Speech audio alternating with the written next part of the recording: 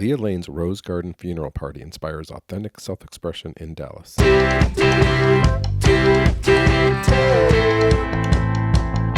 I'm Andrew Sherman. I'm a Texas transplant who has always been in pursuit of art as a career. I've played in bands, pursued an acting career in Hollywood, but I found it behind the lens of a camera here in Dallas, Texas. I was born in New York, I've lived in Chicago, Los Angeles, Austin, but I love Dallas. There's a magical artistic scene in Dallas that mostly goes unnoticed to the outside world. This podcast is focused on what makes it so special and the people who make it thrive artistically. If you don't live here, and even if you do, you might not have heard of them. This is the Dallas Famous Podcast. So who you gonna be? Who you gonna be when you're all grown up? This week on the Dallas Famous Podcast, we sit down with Leah Lane, musician, songwriter, and frontwoman for the band Rose Garden Funeral Party. Her unique style and powerful voice have made waves in Dallas's underground scene and beyond. Leah shares her journey from falling into the goth scene by accident, her eclectic musical influences, and her mission to break down stereotypes through self-expression. Join us as Leah talks about her creative evolution, her beliefs about authenticity, and her vision for a more open, accepting world. Here it is. The Dallas Famous Podcast is supported by the Mullen & Mullen Music Project. The Music Project was created by Mullen & Mullen Injury Law Firm to champion the independent music scene in North Texas. Welcome back to Dallas Famous. We are at the Deep Ellum Community Center. I have the lovely Leah Lane from Rose Garden Funeral Party joining me today. Hi, I'm super excited to be here. Excellent. Me too. I've got to start by sadly admitting that I've never seen your band. I don't know how that's possible. I did see you sing at Eva's birthday party. Oh, yeah. And I was like, oh my God. Oh, that's kind. It was so good. No, I mean, your voice is tremendous. Thank you. And is like Susie and the Banshees one of your influences? I mean, now probably a little bit, but it was funny when I first started Rose Garden. The collection of songs that became our first EP were actually the songs that my old psychedelic band rejected because they weren't psychedelic enough. And so I put it out and called it alternative because I didn't really know what it would really be classified as. Right. And then all of a sudden people were like, oh, it's like post-punk, it's goth, it's like Susie and the Banshees. And I was like, who? So I always tell people that I fell backwards into the goth scene. Okay. And so I kind of retroactively learned about Susie. And now, because I've done a couple of Susie and the Banshee cover gigs, one with Rose Garden being the backing band, and then a few with a band kind of put together and directed by Bobby Hoke, of Look Here and stuff like that. Sure. I've done a couple of gigs with that. So now I think probably I could say that Susie is an influence. Okay. Actually, I like that because there's just some kind of universal energy, I guess you were just drawing that was similar, but you weren't mimicking that in any way. Well, what's cool is somebody actually put it to me this way, and I never thought about it, and I wish I could remember who said it, but I was like, no, actually, she wasn't an influence, and this is way back in the day, in 2018, way back in the day, in 2018 when I had first started Rose Garden, but I was like, really, all my influences are 60s psychedelic kind of stuff, and they were like, well, that's what Susie's influences were. Right. So it makes sense kind of historically. Interesting. Yeah. So wait, so you ever listen to Grateful Dead? I was more into the English, garage psychedelic bands. Okay. And American too. But I really loved the Soft Machine and the Pretty Things. Right. Okay. And the first two Pink Floyd records. Sure. And then I know that this is not British, but I was really big into Jefferson Airplane, really influenced by Grace Slick. Oh, yeah. Okay, I can see that. Interesting. Yeah. All right, well, this is what we do here. I'm going to go back to the beginning. Are you from Dallas? Yeah. Okay, so you grew up here. When you were growing up, what were the early influences of music hitting you? What made you go, hey, this is not just something in the background, this is something more? Well, I was a Beatles kid. I was raised on the Beatles. Okay. There were no other bands in my family household other than the Beatles. I remember I got my first like iPod when I was probably going into like the 5th grade, and my mom just loaded up with every single Beatles CD she had and nothing else. That's not bad. Yeah, no, not at all. I think it's a really great foundation, especially for songwriters. Sure. And so I grew up like I said, like on the Beatles, and then when I got into the 6th grade, I started like kind of expanding to other bands other than the Beatles, like into Pink Floyd, which became probably one of my like favorite bands of all time, but probably my first like personal discovery that I found on my own that became like a huge obsession. My first boyfriend and I had shrines to Pink Floyd in our respective bedrooms, and we would compete as to who had the bigger Pink Floyd shrine. Sure. So that became a quick obsession. Led Zeppelin also was a very quick early obsession. I remember telling my mom that I would die for Led Zeppelin and meaning it. I feel like you're a little young for these influences. I love it though, because I mean, those kind of top 3, Pink Floyd, the Beatles, and Led Zeppelin, were like my foundation. And then from there, I was really lucky. I had some friends that were really tuned in to some more like hip, cool underground stuff, even in the 6th grade. Max Pacente, who's in a band called About You. Oh, sure. Yeah. He was the front man of my first band ever. Oh, wild. Yeah, that I played keyboards in. And he got me into Black Rebel Motorcycle Club and the Brian Jonestown Massacre. And so all throughout middle school, Black Rebel Motorcycle Club and the Brian Jonestown Massacre were like the bands that we were trying to emulate. And as I got into high school, things kind of just expanded to like everything of the kind of 60s underground garage variety. Right. Yeah. But you're playing early, it sounds like. Yeah, I did my first like gigs when I was probably about 13. Like band gigs? Yeah, with the Psychosonics, which was our first band. Nice. With Max as the frontman and John Kuzmic, who has a band down in Austin now called Intellectual Property. He was the like co-frontman. They both were equal frontmen, and I played keyboards. And then we had Trey Bahari on bass, who lives in San Francisco now, I think. And then Gus Baldwin of The Sketch. He was the drummer. So interesting. It's cool because we've all gone on to do pretty cool things with music. But so where did you start playing? Like when did that happen? Our first gig was at Three Links when it was still LaGrange. Oh, wow. No, but I mean like you as an instrument, like playing piano, like when did that start? So I started taking lessons at Sound Sounds School of Music. Oh, wild. Okay. Yeah, we had Mark and Amy on. Exactly. Yeah. So Amy was my vocal coach when I was very young. And my guitar teacher's name was Adam Cole. And I remember wanting to learn like certain kind of guitar solos to kind of compete with my brother who also plays guitar. But Adam really encouraged me to write songs and to really exercise that muscle. And so I geared more towards songwriting and kind of learning to play guitar to accompany myself more than like learning to shred. Right. Which it would be cool to sweep now, but I'm glad that I focused on songwriting. But yeah, I started playing at Sound Sounds, and actually that band, the Psychosonics, was put together by Mark and Amy. That makes a lot of sense, actually. Yeah. And I was originally not in the band, but Max saw me playing guitar and singing at an open mic. And he was like, she'd be perfect to play keyboards. Still doesn't make sense. Wait, did you play keyboards at that No. Max taught me how to play keyboards to be in that band. Oh, wow. So it was a cool learning experience. That was like a great foundation to write and, that's cool. Okay. Well, it's really been a great journey because I've been fortunate enough to like kind of be in every kind of place in the band, like other than drummer. But I always like to describe it as like I moved from the back of the stage to the front of the stage. Yeah.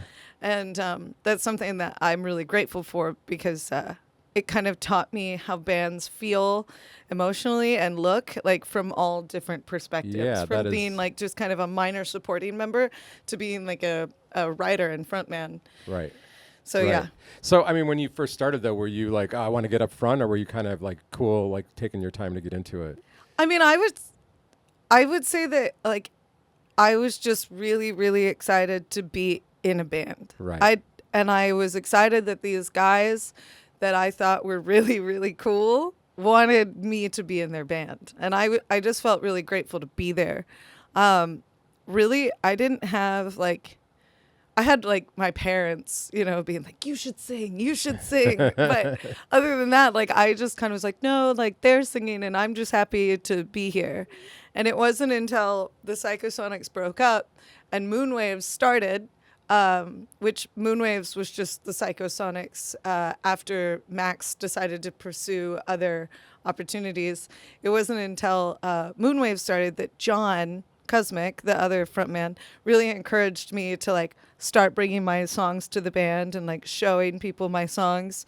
And I owe him just everything for that. Giving me the confidence to actually come forward and show people my songs. 'Cause it's a scary thing to do, especially when you're like 16. Yeah. What were you writing about at first? Oh man. Still strained personal relationships. I feel like that's like music has always been my form of understanding myself better and understanding the situations that I'm in better. It's my way of like therapy for myself. Like I have this kind of like strange kind of belief, I guess, that when you're singing, it's like you're not allowed to lie. And so I would kind of stream of consciousness sing with like chords behind it. And then I would listen back to it and I would kind of discover how I really felt about something. Oh, because wow. when you're stream of consciousness, like singing, you don't have time to kind of convolute a lie for yourself. Sure. And so when I was a young teenager, it was my way of understanding my real feelings, not how I was kind of masking or hiding or trying to like shove certain things under the rug. Ultra healthy. It was very interesting.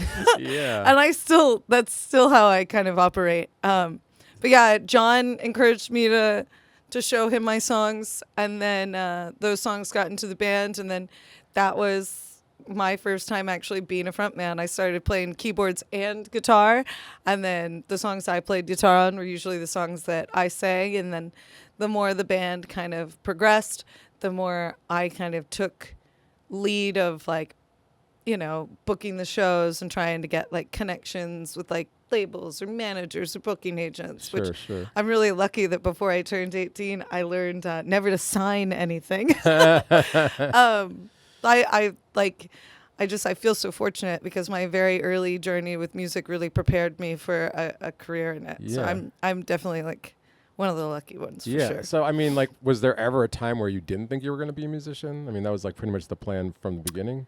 There was never a time where I thought that being a musician was like, I never thought it was avoidable. I knew that I was going to do it. Okay. I knew that I wanted to do it. I knew that I couldn't imagine myself not being a musician because in the times of my life where maybe music had to like sit on the back burner because I had other priorities like sports. I was big into sports when I was a teenager and in middle school. I would get terribly depressed because I wasn't focusing on music and I didn't feel like myself anymore. Right. But there was definitely a time I knew I was always going to play music, but I didn't ever really think that it was a possibility to be like my career until I started hanging out in Deep Ellum and getting to talk to people who have made careers out of music, but they're not like playing the Super Bowl halftime show. Sure. I think I, for a long time, thought that there was no way to turn it into a career. And I say a long time. I mean, like when I was a kid, there was no way to turn it into a career unless you were like a total pop star. Right. You know, like red carpet celebrity. Well, I mean, your first favorite bands were all mega superstars. Exactly. Yeah. So, but then, I mean, yeah, but that's it was healthy. bands. It was bands like Black Rebel Motorcycle Club and the Brian Jonestown Massacre that kind of showed me that, like, no, you can kind of be like a a smaller in comparison to like the Beatles band with a cult following that supports you and lifts you up, and you can make a career out of it that way. But I really learned the lesson for the first time when I remember I was sitting at the All Good, and I was probably like 17, and Laura Harrell from what then was Party Static was I love Party Static. I loved Party Static. Yeah. Was like, waiting tables, and I was talking to her, and that night she was doing like a song swap, and we went to that, and I remember thinking like,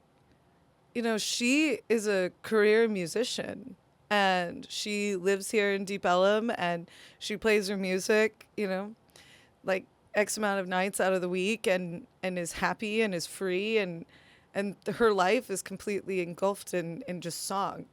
And I remember going home that night and telling my dad, like, I can actually do this, and I don't need to be like Katy Perry to do it. Right. And I remember telling my dad, like, my first goal when I become an adult is to get an apartment in Deep Ellum and just like start living like these people that I admire so much. Right. So it was great realizing that it was something that I could actually do. Sure. And now the way that Rose Garden, which I never, and we can talk about that later, but I never in a million years thought that Rose Garden would ever reach the level that Rose Garden's at now. But now that it is, and I can actually do music full time, man, it's crazy. Yeah. It's crazy. I get very emotional. Yeah, no, think it's about it. amazing. I mean, again, like I pursued music, and I gave up after decades of it, but also I was in LA, and I was trying to go for the bigger. That's hard. Yeah, I mean, I was even talking about this the other day. It's like people are like, "Oh, what's your advice to when going to LA?" I'm like, "Don't go to LA. Don't go to LA." I almost moved to LA, Yeah. and I know that like God was watching out for me because I didn't go. Yeah, I mean, you go play there, that's fine, but Playing there and living there are worlds different. yes, absolutely. And yeah, I'm so grateful Yeah. to be here. Yeah, I mean, and so, I mean, you've already talked about it, but Deep Ellum was a big part, and it was Moonstone. That was your first... Moonwaves, yeah. Moonwaves, okay. Oh, Moonstone's a band that's out now, that's right. It's a cooler band name. Moonstone's cooler than Moonwaves. I don't know, Moonwaves, I get it. The only other thing that's called Moonwaves when we looked it up back then was like one of those immersion spas where you go into that pod, Right, and you right. float in salt water. Anyway. Okay. So Moonwaves, like, what was the run of that? Like, what was the height and what was the end of that, as it were? I always feel like Moonwaves, like the best gig we ever played and the best thing we ever did was we played Free Week and we opened up for Rocky Erickson at Granada. Oh, wow. And that to me kind of felt like the pinnacle of that band's success.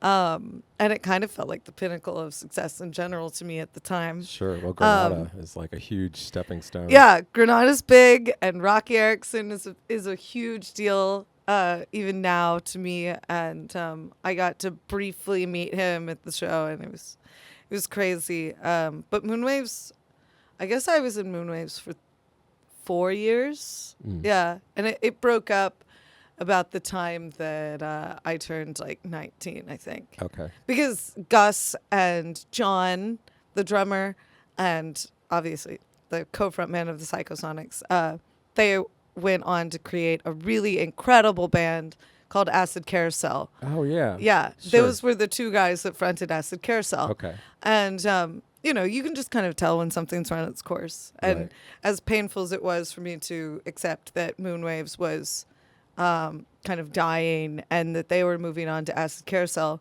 I knew that I knew that eventually that would be the inevitable fate of Moonwaves. And it was just kind of, I guess at that point, I just decided that I had to create another band. I had to do something different. And it was interesting because Moonwaves, we always like called ourselves like evil psychedelia or like dark psychedelia. And it was funny because when we split, I did something that was immediately clocked as like goth or post-punk, and they did like very like sunshine psychedelic music. Huh. So it was kind of funny. It Yeah. like divided almost equally. And Well, when you're in that band, you were enjoying it and you were digging it, but there were times you're like, I've got so many songs, I just need to be the leader of a band, like just me? No, I mean, because I really just wrote songs for me, back then. And if I showed one to John and he liked it, then it made it to Moonwaves. And if I showed him a song and he didn't like it, then it didn't go to Moonwaves. It just went to kind of this like bank of songs that I have.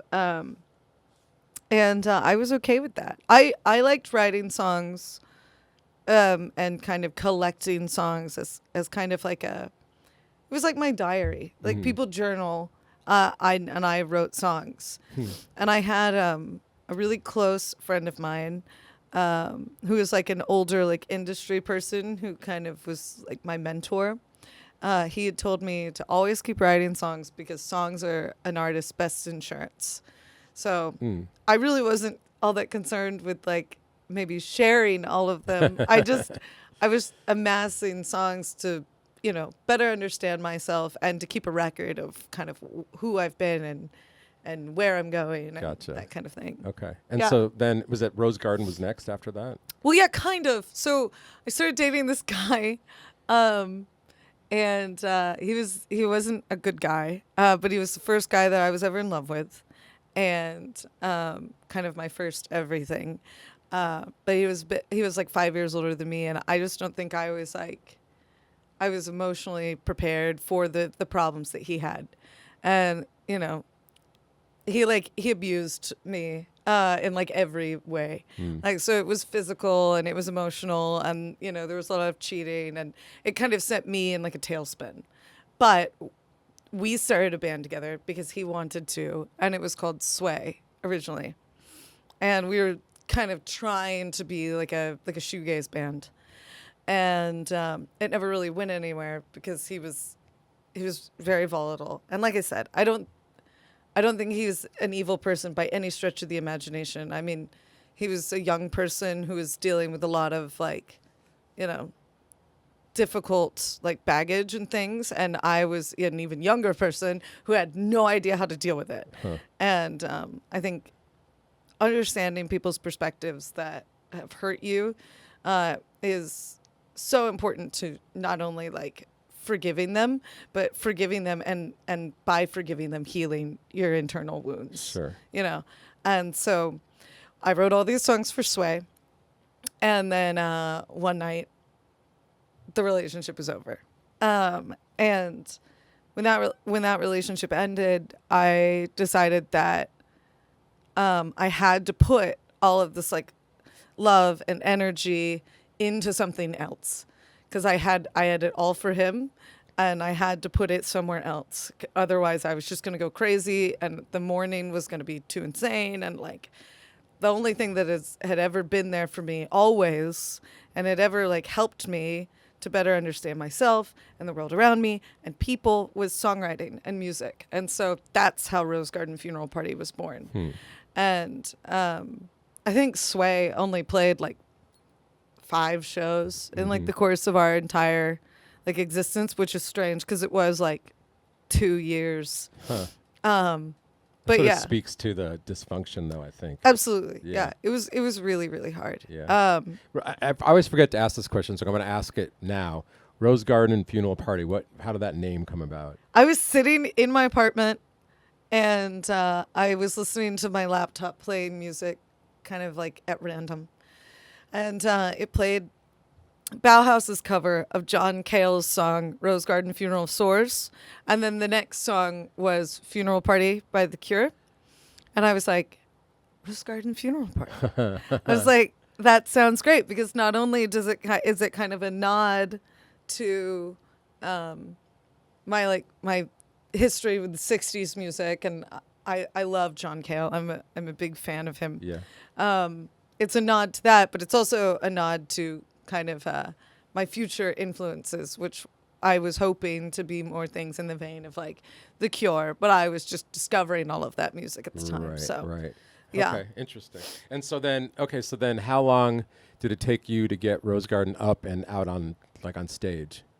Well, those songs that were our first EP, those songs that weren't taken by Moonwaves, I had been playing them with Sway. Okay. And I had written all those guitar parts. There were a couple of songs that my ex had written the guitar parts for, and out of respect for him, we didn't play those anymore. Right. We just played the songs that I had written all the guitar parts for, and I'd written everything for. And I mean, man, it was like a week before Sway became Rose Garden Funeral Party. Okay. And we played our first show in February at the Nines, and David Fletcher from Dallas Observer covered it. And he gave us our first story ever, which was Nice. which was awesome, and he is a lifelong friend. But yeah, it only took a week, and I took those songs from Sway that I had written, and we released The Chopping Block, which was our first EP, and it started a journey that for me was all about healing from that relationship. And so I went right to work writing the album that would later become Martyr. And the kind of ethos behind me releasing music, or me, because the idea of pouring yourself into music after a breakup is like, it's good. And that was my original idea. But it kind of morphed into like a band when I realized like how much these songs helped me, and that the chances were that I was not the minority in this kind of pain that I was in. Like, there are other people that have experienced great loss and confusion and abuse like this.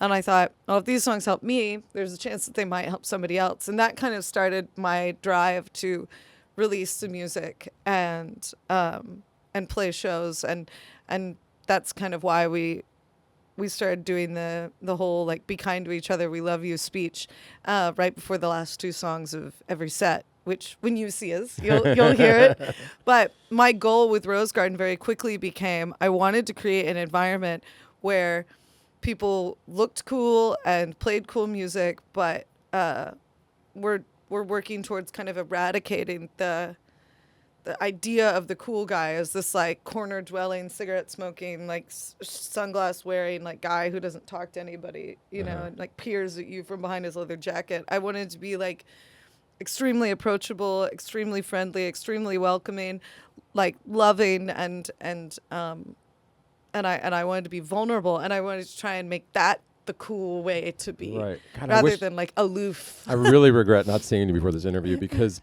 like not knowing you, you're kind of intimidating. Really? Yeah. Like, I mean, like you're gorgeous, but like also the makeup is extreme, on point, but extreme. And like, I don't know. I mean, you do carry yourself with great confidence. And so, I mean, talking to you, I'm like, okay, well, she's definitely cool. Like, it's not like some, stuck up act or something. No, God, no. But what I'm saying is like, it's just interesting because like, on first glance, like I was like, oh my God, she's like up here somewhere. No, I'm not. Yeah, I get it now. I mean, and I think when a few times that we've only had a few exchanges, but every time I was like, well, she's really cool. Like, why did I think that? I guess again because like your photos, your whole presentation is just so pro, but also there's this confidence that you have. I don't know how many people really exude it in a photo the way that you do, in my opinion. So. Well, I'm really lucky that the people that I create like my videos and my pictures with are like some of my really good friends. Sure. Vicious Velma, the photographer, she's my best friend. Yeah. And my videographer, Erin Devaney, and I have been working together on every single music video project I've ever done since 2018. So we've worked on over 40 music videos together. Wow. Okay. And so I'm really into like building family like around the band. Sure. Like Erin is a part of the band and Vera is a part of the band, and like I like to work with the same people over and over again because I think it builds like a trust, and it also builds. We grow as artists together. Yeah. Like, and so I think part of the confidence that comes across in my videos or my pictures is instilled by my friends. Right. Because I can tell you for a fact that both those women, if you told them you were intimidated by me, would laugh. Because I'm so, I can understand that I come across that way, mainly because Erin, my videographer, has told me that people are like, yeah, like, she's so intimidating. And Aaron's like, no, she's not. She's like as intimidating as like a kitten. Like, I think it's really just the way you carry yourself. It's just the confidence, I think, in a lot of people is a wall, and like apparently it's not for you. No, God, no. So. I also am like really big on this like idea of like killing the kind of rock star idea that we have of people that I think really was kind of manufactured by record labels with Led Zeppelin, like in the 70s, the late 60s. This idea that like rock stars are like these like giants, or like with David Bowie, that like David Bowie was like a space alien. And it's like these people that make music are so unfathomably, I said it wrong twice, different than you, you know? And I think that that's a weird approach to being a kind of artist that creates things that are supposed to bring people together. Yeah, and people relate to it. Right. Yeah. Like my favorite, like David Bowie is one of my favorite musicians of all time. Yeah. And my favorite era of Bowie is like the 2000s to his death. Oh, interesting. Yeah, because you get to see David write from a perspective that is like extremely human, and you can kind of see him, like you can kind of see all the lessons that he's learned throughout his life, like kind of laid out before him. Like I always tell people my favorite David Bowie song is off of Heathen, and it's Afraid. Mm-hmm. And hearing David Bowie say the words, "I wish I were taller," like, is the most impactful lyric I think David could have ever written, because it humanizes him to such a visceral degree, and I love seeing people as human. Yeah. And so anyway, I kind of lost my point, but my whole kind of idea is to kind of destroy the idea that like artists are any different than anybody else. Right. Because we're not. And I think that this idea of like, you know, musicians kind of floating above the music scene is so backwards, when it's not the musicians really that make the scene, it's the people who care about it that make the scene, because the musicians would be nothing without people coming to share in the music. Absolutely. And so I think, you know, musicians owe their, I hate this word, but fans more respect than, you know, kind of has been historically given to fans. Sure. It's kind of a weird relationship. Yeah. That to me seems backwards when you kind of look at it historically. And so, yeah, I guess I'm just kind of out to kill the idea of the rock star. Okay. Rose Garden was very briefly, managed by a guy that his whole thing was trying to get me to be like mysterious and kind of like hard to understand and hard to like, you know, just was trying to remove me from the fan base. Your like a little bit. Yeah. And I was like, that's weird, because that's kind of the opposite of what I'm trying to do. No, I mean, it's a great point. I mean, I don't think I've looked at it like that, but it's like, you know, the music that you relate to most is the stuff that you're like, oh, I could have gone through that, or that could have been my friend, or that is my friend. Right. You know, and interesting. Okay. Like one of my favorite bands of all time is The National. Yeah. And Matt Berninger as a lyricist, man, he's so human. Like I love I love raw, brutal honesty when it comes to any kind of literature, be it lyrics, poets, like, or lyricist poets, writers.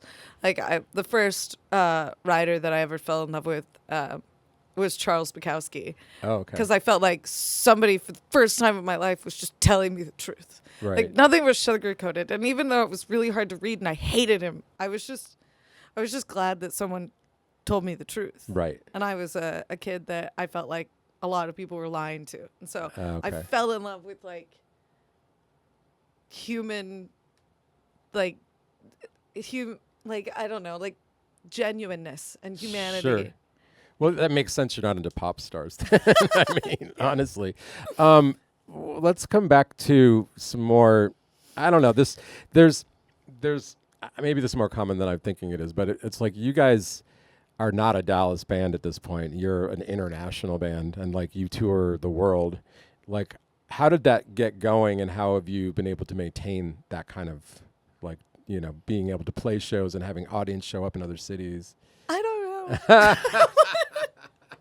Great, thank you. When also put it this way, when Rose Garden went on our first tour ever, and we were in California, and someone bought a T-shirt, I looked at my bass player, who's my brother, and I said, "That's it.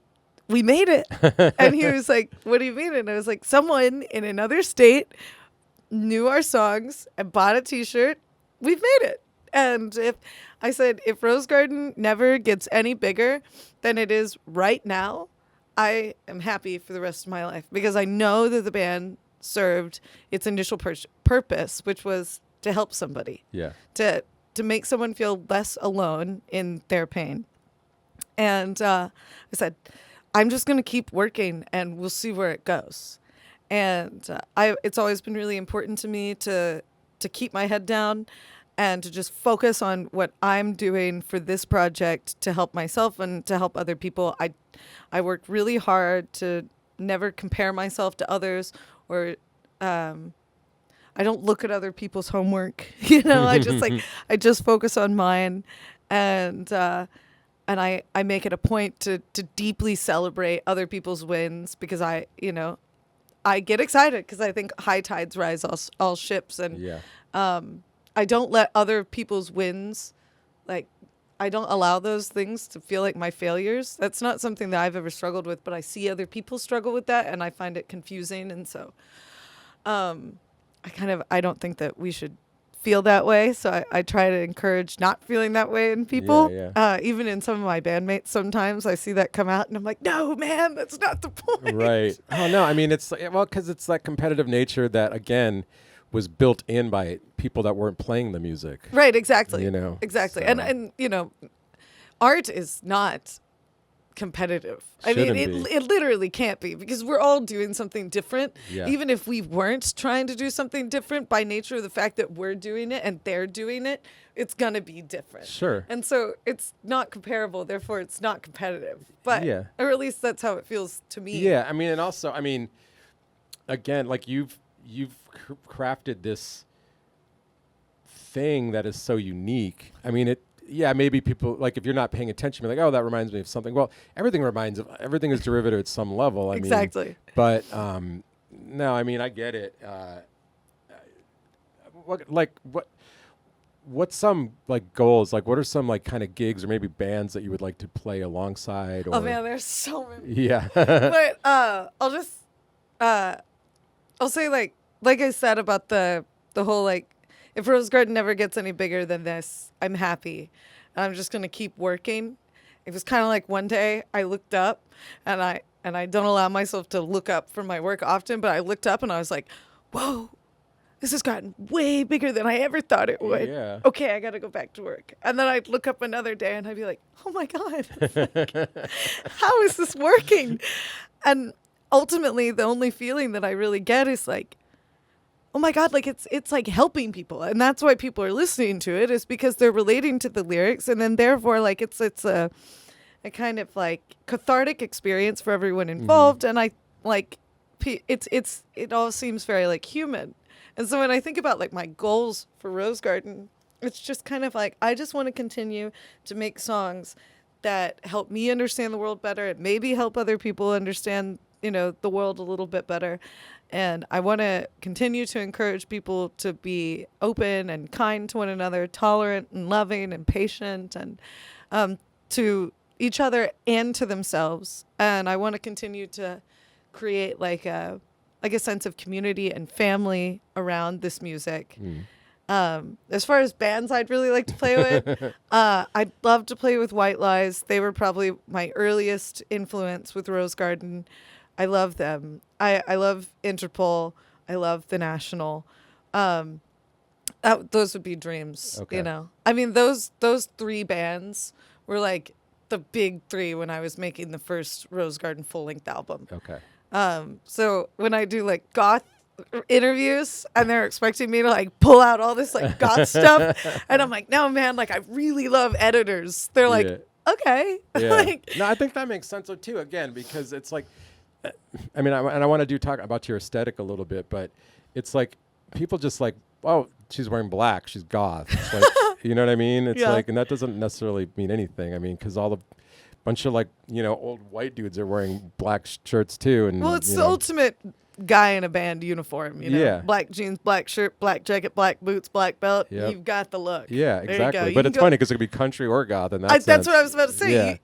Or orchestra. Yeah. We've had some dudes come play saxophone with us, and they're like, "What do I wear?" And we're like, "Wear your concert blacks, dude. Yeah, you'll be fine." That's funny. So I mean, like I mean, this is like I feel stupid asking this because it's like you obviously have your makeup and your vibe and everything, but like, is that drawing from anything, or is that just kind of like how you just see yourself and how you evolved yourself and your look? Well, man, I've always dressed like insane.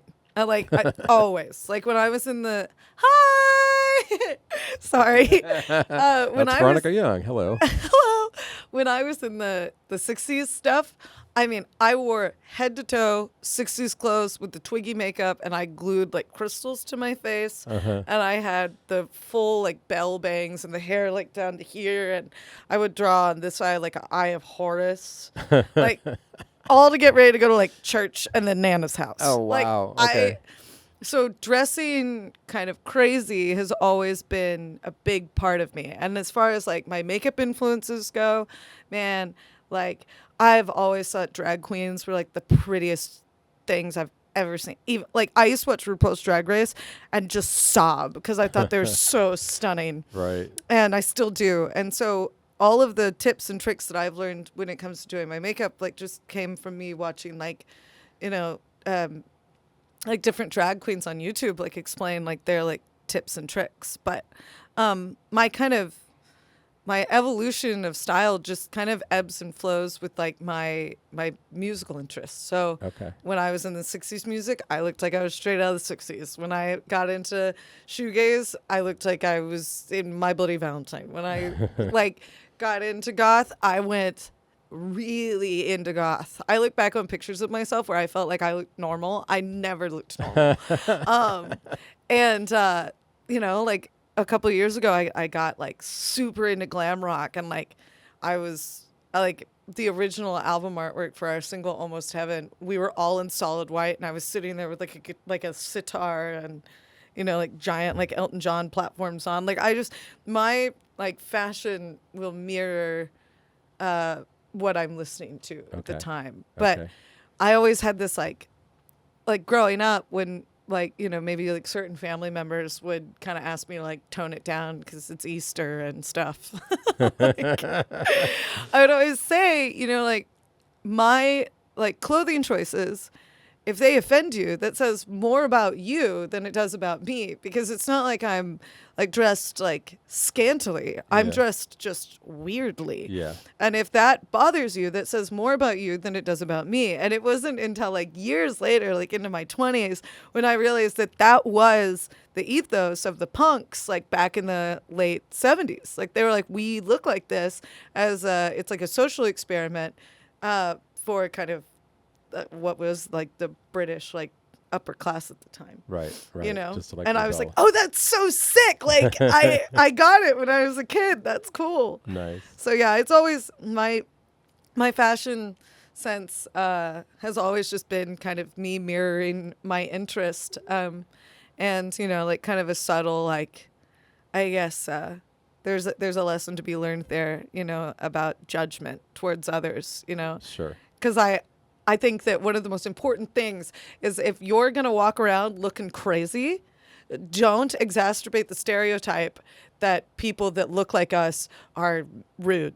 Like, like just be as like happy and nice and as helpful, to the little old lady trying to cross the road, so that she'll walk away from that interaction being like, that goth girl was so nice. Right. You know what I mean? Sure. Because you by looking like wild, and by being super nice and approachable, you help to eradicate the stereotype that people like us, people who are different, are somehow not nice. Yeah. Yeah. So.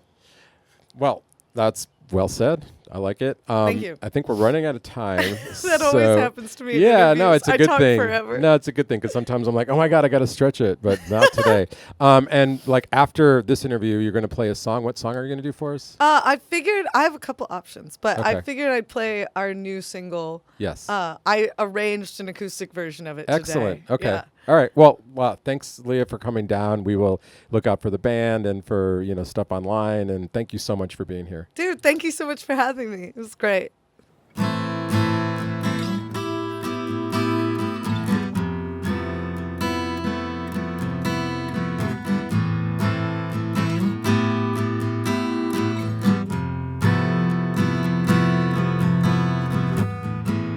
How many times did I lie to protect you?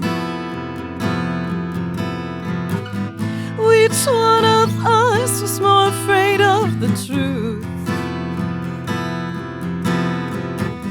You didn't change, you didn't have to. I took the blame and the burden for you. But I'll pretend and I'll be fine. I can always tell myself a lie. Oh, some things are better left unsaid. Oh, some things are better left unsaid. Falling on the sword with every promise. I could never expect you to be honest. These stories we told have damned us both. This is the pain and the penance I chose. I should have never taken this on. It's too late now, you're already gone. Have you forgotten what happened in that room? You were there, you saw it too. But I'll pretend and I'll be fine. I can always tell myself a lie. Oh, some things are better left unsaid. Oh, some things are better left unsaid. With my back to the wall, I have one place to fall. Some things are better left unsaid. With my heart on a wire, you made me a liar. Some things are better left unsaid. Oh, some things are better left unsaid. Oh, some things are better left unsaid, unsaid.